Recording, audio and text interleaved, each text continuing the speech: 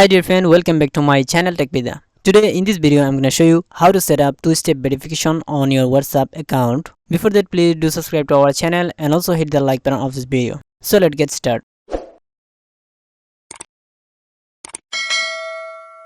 First of all, let me explain what is two-step verification. Actually, two-step verification is a code that you have to set up it for account security. Okay, when you are going to register or logging into new phone, that time you have to type this two-step pin for login to your WhatsApp account. Okay, so let me show you the process how to set this pin. Just open WhatsApp, then here click on three dots from the top right corner, then go to the settings, and from here click on account option.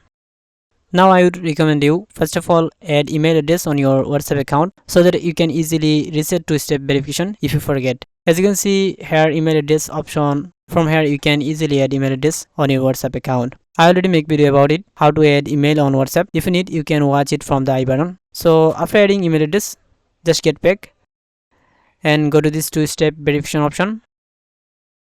Here click on turn on.